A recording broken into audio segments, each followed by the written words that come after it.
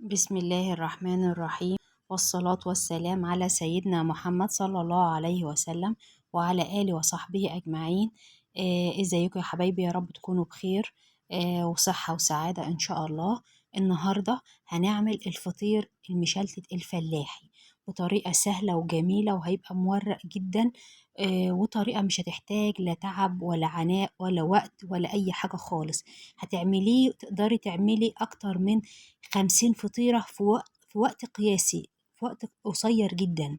وهتنسويهم كمان إن شاء الله في فرن البوتاجاز، وهيبقى أحمر من فوق ومن تحت ومقرمش ومن جوه، طري ومورق. شايفين؟ يعني شايفين التوريقة بتاعته جميلة. ازاي؟ يعني مش تخينة، لا ده رقيقة خالص، وبطريقة سهلة خالص وبسيطة. يعني هتخليكي تحبي تعملي الفطير كل يوم، وريحته جميلة جدا. وطعمه طبعا ما يتوصفش. وتعمليه بأي حاجة، بزبدة ماشي، بسمنة ماشي، بس أهم حاجة ما تعمليش بزيت، على أساس إن الزيت ما بينشفه. وزي ما انتوا شايفين كده الفطير جميل، ولا محتاج فرن غاز ولا أي حاجة خالص. بيتعمل في فرن البوتاجاز بطريقة جميلة خالص، وبيحمر من فوق ومن تحت وبيبقى حلو. تعالوا نشوف إن شاء الله هنعمله ازاي. الأول احنا إن شاء الله بإذن الله هنجيب كيلو دقيق، هنحط عليه معلقة كبيرة سكر. ويبقى هنحط على الكيلو الدقيق معلقة كبيرة سكر ونص معلقة ملح. بس دي كل المقادير بتاعتنا. وهنحتاج كوبايتين ونص مية، مفيش أكتر من كده. يبقى دي كيلو دقيق، هننزل الأول عليه بكوباية مية. هنحتاج في حدود كوبايتين ونص. وطبعا الدقيق بيختلف من مكان لمكان. ممكن دقيق يحتاج أكتر من كده، وممكن دقيق يحتاج أقل من كده. وطبعا يعني يفضل إن هو يكون دقيق كويس. على فكرة الدقيق اللي أنا جايباه دي يا جماعة ما هوش ماركة ولا أي حاجة، أنا جايباه بالكيلو، دقيق اللي هو السايب بالكيلو. يعني ومع ذلك طلع جميل جدا، وما كانش بيتقطع ولا أي حاجة خالص. أهم حاجة إن أنت تخدميه كويس في العجين. لما تيجي تعجنيه، تعجنيه كويس. يعني انا في العجينه ديت بقفل الكاميرا وبقعد اعجن فيه كتير، لان ما بعرفش اعجن كده يعني وكمي نازل. فبشمر بقى وبقعد اعجن فيه كتير قوي، يعني خد مني اكتر من نص ساعه عجين. على اساس ان العجين اللي هيخدمه هو الدقيق اللي هيخدمه هو العجين. عليكي تعجنيه كويس قوي، هيطلع معاكي احلى فطير. وباي دقيق، هو طبعا يفضل ان هو يكون دقيق كويس. بس والله دي دقيق جايباه بالكيلو، اللي هو من الشكاره، يعني مش دقيق في اكياس، ولا دقيق حلواني، ولا دقيق الطحان، ولا الحاجات دي خالص، ولا دقيق الضحى. لا ده دقيق من الشكاره، جايباه من الشكاره بالكيلو. طبعًا زي ما أنتم شايفين أهو باعجن فيه. هي خَد منّي أكتر من نُص ساعة عجين. باقفل الكاميرا وأقعد أعجن فيه لحد لمّا يبقى في إيدِك إيه، عجينة الفطير بتكون ليّنة وناعمة. يعني ما تخلّيهاش قاسية عشان تعرفي تفرديها، وعشان تمُط معاكِ بسهولة. يعني دي الفطير، أنا جيت أبُص أشوف العجينة لقيتها لسه جامدة. هازوّد بقى شوية مَيّة وأقعد أعجن فيه. قفلت الكاميرا وقعدت أعجن فيه كمان تاني. ليه؟ لإنه العجين فيه بيخلّيه بيبقى جميل، بيبقى زي الملبن. شوفي دلوقتي العجينة عادت جميلة وبتمُط وجميلة إزاي، بعد ما يعني حطيت عليها مَيّة كمان شوية. يعني العجينة بتاعة الفطير بتبقى عجينة كده بتلزّق، مش عجينة ماسكة وقاسية، لأ بتبقى بتلزّق، يعني سهلة كده وناعمة معاكِ. دلوقتي أنا عجنته، هو خَد كوبايتين ونُص مَيّة، ودي كيلو دقيق، حطيت عليه معلقة سكر ونص معلقة ملح، وعجنته عجنة كويسة، وهسيبه قيمة ربع ساعة. وبعد كده أبدأ أقطعه. أغطي عليه بكيس، وهسيبه في حدود ربع ساعة. ودلوقتي بعد ربع ساعة جبت الصينية وجبت دقيق. هرش على الصينية شوية دقيق، وهقطع العجينة لتلاتة. يعني الكيلو هعمله 3 فطاير في صواني مقاس، في حدود مقاس 30، في مقاس 30. هعمله في 3 صواني، اللي هما الكيلو قسمته 3. وكانت مظبوطة جدا. المقاس كان كويس، والكيلو كان مظبوط في ال3، كان حلو قوي قوي. وهتشوفوه دلوقتي وهو يعني طالع من الفرن. وهتقطعيه جميل جدا جدا، يعني لا هو تخين ولا هو رقيق. هي ديت واحدة، يعني هقسم الكيلو على 3 فطاير. وهتشوفوه دلوقتي كل حاجة هتلاقوه جميل قوي قوي. وبعد ما تقطعيه وتشكليه بالشكل ده، طبعا بتسيبيه برضو يرتاح بقى في حدود نص ساعة، تغطيه بالكيس النايلون أو بستريتش وتسيبيه يرتاح نص ساعة. بعد كده هتلاقيه معاكي بقى إيه، بيتفرد بسهولة جدا. خلاص هنحطه اهو. يبقى احنا كده عملنا الاتنين دول، ولسه التالتة هنعملها. وطبعا عما تسيبيه بقى تغطيه وتسيبيه يرتاح براحته وياخد راحته، تجيبي الزبدة. الكيلو الدقيق بياخد ربع زبدة فلاحي، مش زبدة الصفرا. فالكيلو الدقيق بياخد ربع كيلو زبدة. احنا كده خلصنا العجينة، عملتها 3 فطاير مظبوطين اهم قد بعض. هنغطيهم بقى بالكيس ونسيبهم على جنب لحد لما يعني شوية كده يرتاحوا شوية، نص ساعة. وجبت بقى الزبدة، أنا عملت ربع كيلو زبدة، عليه في حدود، حطيت عليه في حدود نص كوباية سمنة، نص كوباية سمنة روابي.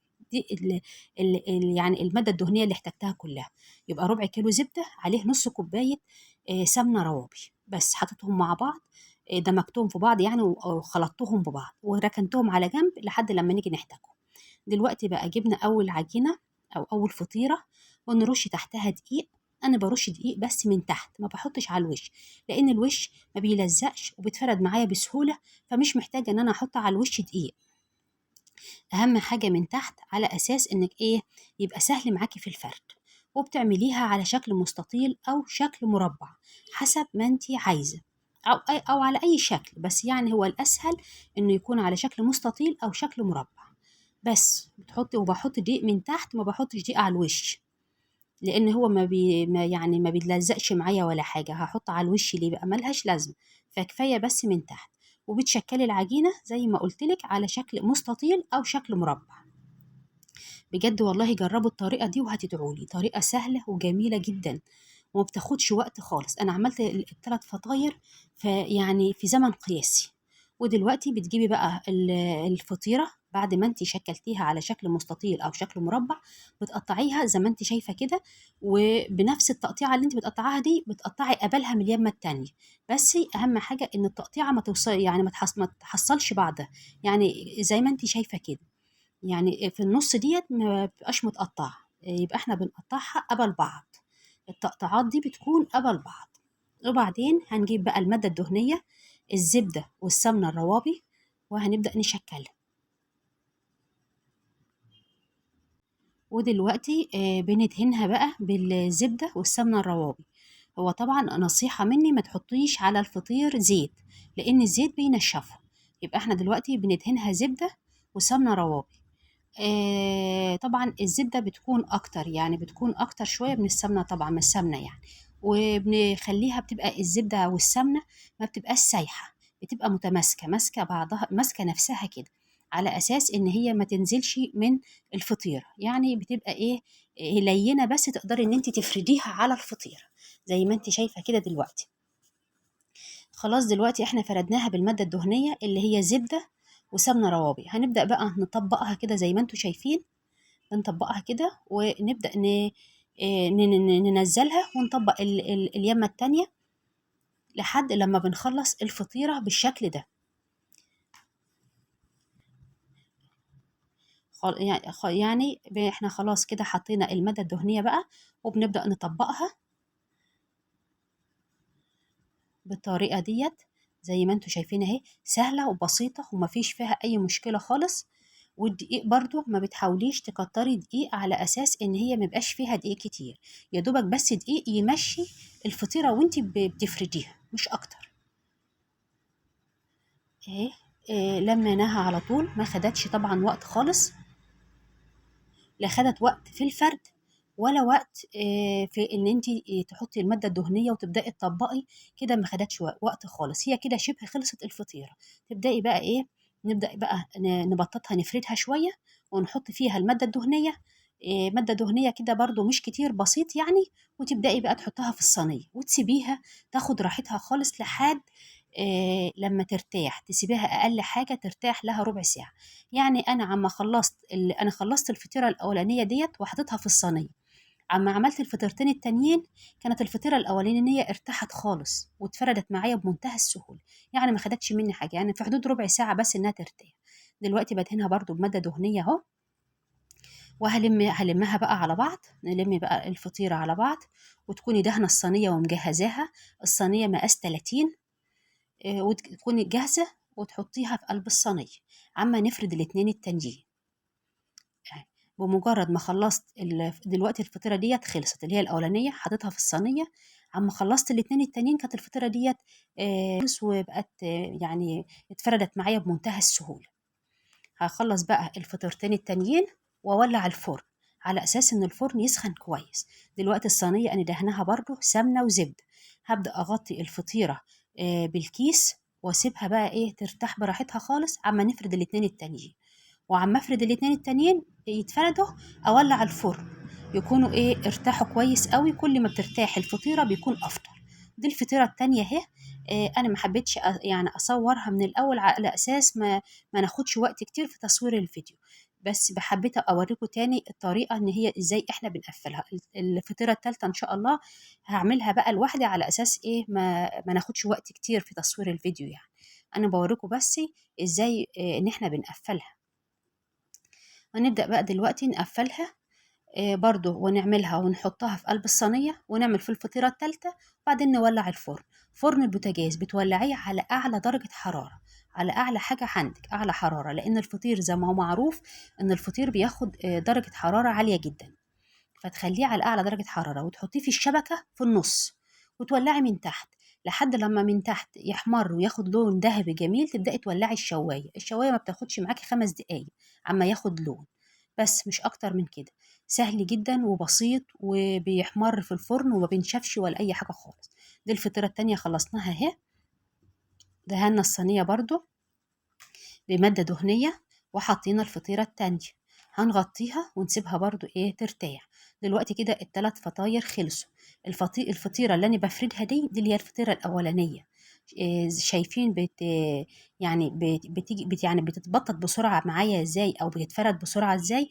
لانها ارتاحت يعني بقت كويسة. فعشان كده لما بتيجي تفرديها بتتفرد معاك بمنتهى السهولة. ودلوقتي بعد ما فردتها عندي قشطة. القشطة اللي هي بتتباع يعني مش وش اللبن، لا القشطة التانية بقى، القشطة اللي هي العادية بقى اللي بتتباع في المحلات يعني.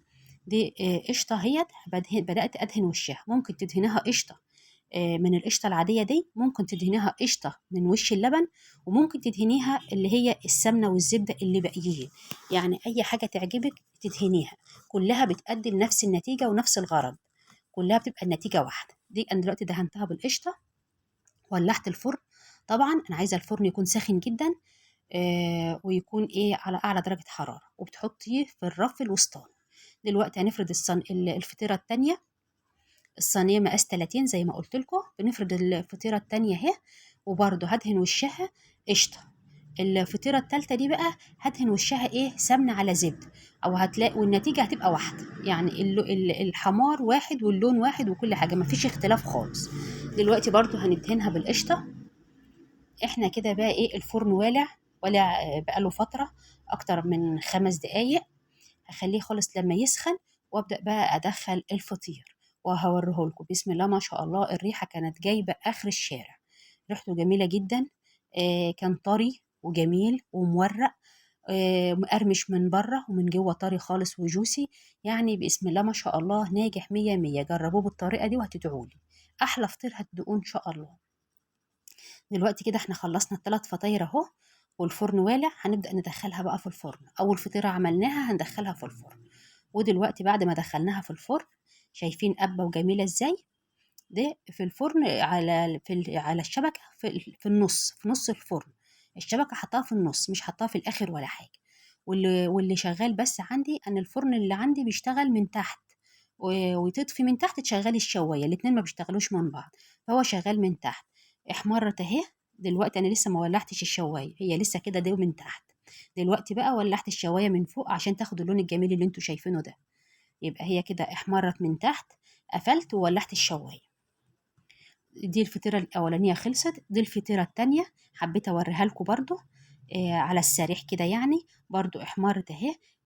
ولعت عليها الشواية 5 دقايق وطلعت باللون اللي انتوا شايفينه الجميل ده، حمرا من تحت ومن فوق. ودي طبعا الفطير بعد ما خرج. الفطير جميل جدا ومن تحت أحمر ذهبي لونه خطير، ومن جوه مقرمش. شايفين اللون عامل ازاي؟ والمادة الدهنية مش كتيرة خالص، يعني معقولة خالص. ومورق. دلوقتي هفتح لكم واحدة واوريها لكم. بسم الله ما شاء الله، يعني فطير من الآخر والله، وما خدش مني أي وقت. هو طبعا الفرن البوتاجاز بيبقى يعني مش سريع زي فرن الغاز. لو فرن الغاز كان الواحد عمل فيه أكتر من 20 واحدة، ما كانش خد وقت. بس فرن البوتاجاز بحكم ان هو برضه بيبقى ناره اهدى شويه. شايفين مورق ازاي؟ مورق خالص والله، وجميل وطعم مريحة. يعني أنا أصلا كنت عاملة 3، فالمفروض إن أنا كنت أحط ال3 مع بعض، بس أنا ما لحقتش والله أحط التالتة. اتاكلت على طول يعني. بس دول اللي لحقت إن أنا إيه أصورهم على شاش، عشان الفيديو يعني. فهم دول اللي لحقتهم بجد بجد والله. جربوه وهتدعوا لي، وما تنسوناش بقى في اللايك والاشتراك في القناة وتفعيل زر الجرس. تكتبوا لي بتتابعوني من أي بلد، وربنا يخليكم يا رب، ما تحرمش منكم أبدا. وما نتحرمش من بعض يا رب. وكل سنة وانتم طيبين. جربوه وبألف هنا وشفا، ومع ألف ألف ألف سلام.